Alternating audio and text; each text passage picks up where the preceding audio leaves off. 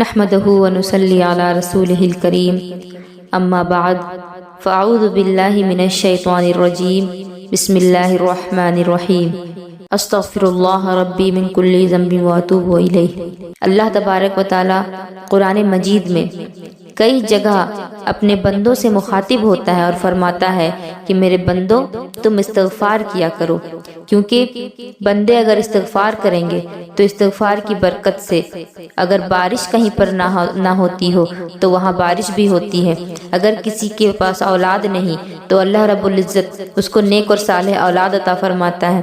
اگر کوئی بیمار ہے تو اللہ اس کی بیماری کو بھی دور کر دیتا ہے۔ اگر کوئی بندہ غریب ہے تو استغفار کی برکت سے اس کی غریبی بھی دور ہو جاتی ہے اور اللہ اس بندے کو مالا مال کر دیتا ہے۔ حضرت عوف ابن مالک رضی اللہ عنہ جو کہ صحابی رسول ہیں، حضور اکرم صلی اللہ تعالی علیہ وسلم کی بارگاہ میں حاضر ہوتے ہیں اور عرض کرتے ہیں یا رسول اللہ صلی اللہ تعالی علیہ وسلم، زندگی فاقوں میں گزر رہی ہے، میرے بیٹے کو مشرکین نے قید کر لیا ہے۔ حضور نے ارشاد فرمایا اللہ سے ڈرو اور صبر کرو اور لا حول ولا قوت الا باللہ العلی العظیم کا ورد کثرت کے ساتھ کیا کرو۔ حضرت عوف ابن مالک فرماتے ہیں کہ میں اپنے گھر گیا اور اللہ کے خوف سے کثرت کے ساتھ لا حول ولا قوت الا باللہ العلی العظیم پڑھنے لگا۔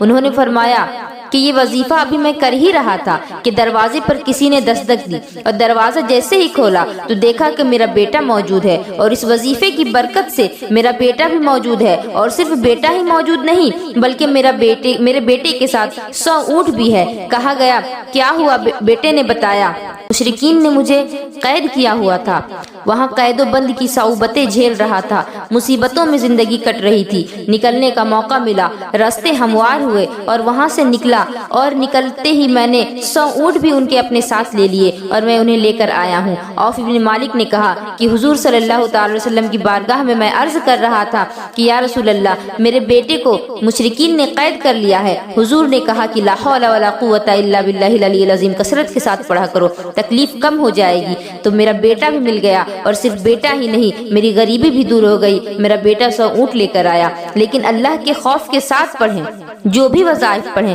چاہے استغفار پڑھیں چاہے لا حول پڑھیں، اللہ تبارک و تعالیٰ کے خوف کے ساتھ پڑھیں۔ اسی طرح استغفار بھی کثرت کے ساتھ پڑھا کریں، درود و سلام بھی کثرت کے ساتھ پڑھا کریں، استغفار کی کثرت کریں، کیونکہ استغفار آپ کو مستجاب الدعوات بنا دیتا ہے۔ اور مستجاب الدعوات کسے کہتے ہیں؟ مستجاب الدعوات وہ ہے جو انسان جو کوئی بھی دعا کرے اللہ تبارک و تعالیٰ اس کی دعا قبول فرماتا ہے، ہر دعا قبول ہوگی۔ امام احمد ابن حنبل ایک مرتبہ سفر پر جا رہے تھے کہ کسی جگہ مغرب کی نماز ادا کرتے ہیں اور ارادہ کرتے ہیں کہ ابھی اسی جگہ آرام کروں گا اور عشاء کی نماز پڑھنے کے بعد یہیں سو جاؤں گا۔ ایک بابا جی آتے ہیں اور کہتے ہیں کہ مسجد سے باہر نکلو کیونکہ مجھے مسجد کا دروازہ بند کرنا ہے۔ جس طرح عام طور پر مسجد میں اگر کوئی نیا آدمی آ جاتا ہے تو کمیٹی والے پریشان ہو جاتے ہیں، اسی طرح بابا نے بھی یہ نہیں جانا کہ یہ احمد ابن حنبل ہیں جو وقت کے امام ہیں، وقت کے مجتہد ہیں، ہماری مسجد میں آئے ہوئے ہیں۔ انہوں نے یہ نہیں جانا اور احمد ابن حنبل کو مسجد سے باہر نکال دیا۔ سخت سردی کی راتیں تھیں، احمد ابن حنبل مسجد سے باہر آتے ہیں، اپنی گٹھری اٹھاتے ہیں، دیکھتے ہیں کہ ایک تنور پر ایک نانبائی روٹیاں پکا رہا ہے۔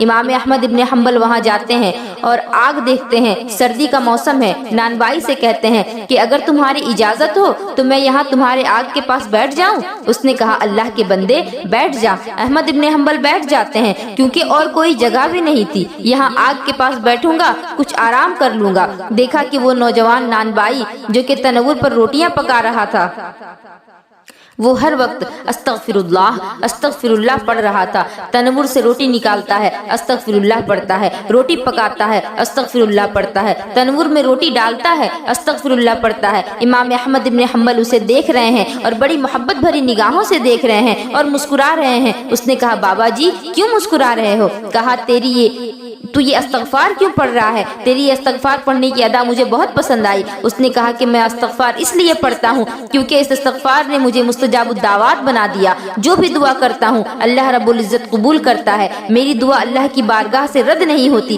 کہا احمد ابن حنبل نے کہا کہ یہ تو بہت بڑی بات ہے، تم نے تو ولایت کا دعویٰ کر دیا۔ اے نوجوان بھائی، تو ولایت کا دعویٰ کر رہا ہے، کیا تیری ہر دعا اللہ کی بارگاہ میں قبول ہوتی ہے؟ کوئی دعا رد نہیں ہوتی؟ اس نوجوان نے کہا کہ ہاں، میری کوئی دعا رد نہیں ہوتی۔ احمد ابن حنبل نے کہا آج استغفار کیوں پڑھ رہا ہے؟ اس نے کہا بابا جی، آج میرے یہاں جو میری ڈیوٹی لگی ہے، میں نے سنا ہے کہ آج یہاں ایک مجتہد مطلق آنے والے ہیں اور جو کہ بہت بڑے بزرگ ہیں۔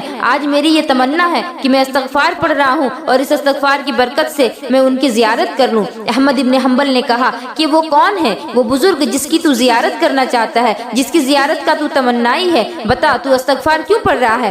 نوجوان نے کہا کہ احمد ابن حنبل آیا ہوا ہے، میرے دل میں جو خواہش ہے کہ میں اس کی زیارت کروں، میرے سینے میں یہ تڑپ ہے کہ میں ان کو دیکھوں۔ تو احمد ابن حنبل نے کہا کہ بیٹا تو میرے سینے سے لگ جا، واقعی تو مستجاب الدعوات ہے۔ دیکھتا نہیں کہ احمد ابن حنبل آج خود تیرے پاس آیا ہوا ہے؟ سیدہ فاطمہ کی کنیزوں، یہ استغفار کا پاور ہے، یہ استغفار کی طاقت ہے۔ استغفار پڑھنے سے دل کا میل دور ہو جاتا ہے۔ کوشش کریں کہ کم از کم صبح 100 بار اور شام کو 100 بار استغفار کر لیا کریں، اور جتنا زیادہ کریں اتنی ہی زیادہ بہتری ہے۔ سیدہ عائشہ صدیقہ رضی اللہ تعالی عنہا فرماتی ہیں کہ حضور صلی اللہ تعالی علیہ وسلم نے فرمایا مبارک ہو اس پر جو قیامت کے دن اپنے نامہ اعمال پر کثرت کے ساتھ استغفار لکھا ہوا دیکھے۔ یہ کتنا آسان کام ہے۔ آپ کام کر رہے ہیں، زبان سے استغفار پڑھ رہے ہیں۔ آپ کھانا پکا رہی ہیں، زبان پر استغفار ہے۔ بچے کو دودھ پلا رہی ہیں، زبان پر استغفار ہے۔ سفر کر رہی ہیں، زبان پر استغفار ہے۔ غرض کے چلتے پھرتے اٹھتے بیٹھتے ہر وقت اس کا ورد کریں، انشاءاللہ العزیز وہ وقت بھی آئے گا کہ آپ کو اس کی عادت ہو جائے گی اور نیند میں بھی آپ استغفار پڑھا کریں گی۔ غریبی ہے، استغفار پڑھیے، اللہ مال سے مالا مال کر دے گا۔ بارش نہیں ہو رہی ہے، استغفار پڑھیے، اللہ رحمت کی بارش نازل فرمائے گا۔ بے اولاد ہیں، استغفار پڑھیے، اللہ نیک اور صالح اولاد عطا فرمائے گا۔ بیمار ہیں، استغفار پڑھیے، اللہ شفا عطا فرمائے گا۔ علامہ جوزی علیہ رحمہ کی بارگاہ میں کسی شخص نے عرض کی کہ حضرت تسبیح زیادہ بہتر ہے یا توبہ؟ اب بڑے لوگ بڑی باتیں بڑا ہی کمال کا جواب دیا۔ آپ نے فرمایا تسبیح کی بڑی شان ہے، کیونکہ اللہ قرآن میں تسبیح کے متعلق فرماتا ہے کہ اللہ کے لیے زمین اور آسمان اور جو کچھ زمین اور آسمان میں ہے سب اس کی تسبیح کرتے ہیں۔ آپ نے فرمایا کہ ہر چیز اللہ کی تسبیح کر رہی ہے، تسبیح کی بڑی شان ہے۔ پھر فرمایا کہ اگر کپڑا گندا ہونا تو اس کو خوشبو کے بجائے صابن کی زیادہ ضرورت ہوتی ہے، کیونکہ کپڑا گندا ہے تو پہلے اس کی گندگی دور کی جائے گی اور گندگی دور کرنے کے بعد ہی وہ خوشبو اثر کرے گی، کیونکہ گندے کپڑے میں خوشبو کا بھی کوئی اثر نہیں ہوگا۔ بظاہر وہ اس کو خوشبودار تو کر دے گا لیکن کچھ دیر کے بعد اس کی خوشبو بھی ختم ہو جائے گی اور اس کی گندگی ظاہر ہونے لگے گی۔ تو تسبیح کی تو بہت بڑی شان ہے، لیکن توبہ زیادہ کیا کرو، اس لیے کہ ہمیں اسے سبق لینا چاہیے، جو کہ علامہ جوزی نے مثال بیان فرمائی۔ یہ کپڑے میلے ہیں تو انہیں خوشبو سے زیادہ صابن کی ضرورت ہے۔ جب ہمارے نامہ اعمال میں برائیاں لکھی ہوئی ہیں تو ہمیں سب سے زیادہ ضروری ہے کہ ہم پہلے توبہ کریں، توبہ اور استغفار کریں اور اس کے بعد نیک کام کریں، کیونکہ اگر ہم نیکیاں کرتے ہیں تو وہ نیکیاں تو ہمارے نامہ اعمال میں لکھی ہی جائیں گی، لیکن اس کے ساتھ ساتھ وہ برائیاں بھی لکھی ہوئی ہیں۔ تو اگر ہم توبہ اور استغفار کر لیں گے تو وہ برائیاں مٹا دی جائیں گی، اور اللہ کی تو یہ شان ہے کہ وہ ان برائیوں کو نیکیوں میں تبدیل کر دیا کرتا ہے۔ یہ استغفار کوئی معمولی وظیفہ نہیں۔ آپ میں سے جتنے بھی لوگ پریشان ہیں اسے کر کے دیکھیں، لیکن احتیاط کے ساتھ، مستی مذاق میں نہیں، بلکہ اس وظیفے کو دل کے ساتھ محسوس کریں اور اس کو خود پر حاوی ہونے دیں۔ اس کے بعد اس کا اثر دیکھیں۔ اگر آپ کی زحمت رحمت میں نہ بدل گئی، اگر آپ کی تکلیف مسرت میں نہ بدل گئی تو پھر کہنا، مگر شرط ہے کہ اخلاص کے ساتھ کہا جائے اور سچے دل کے ساتھ پڑھا جائے۔ وما علینا الا البلاغ۔ السلام علیکم ورحمۃ اللہ وبرکاتہ۔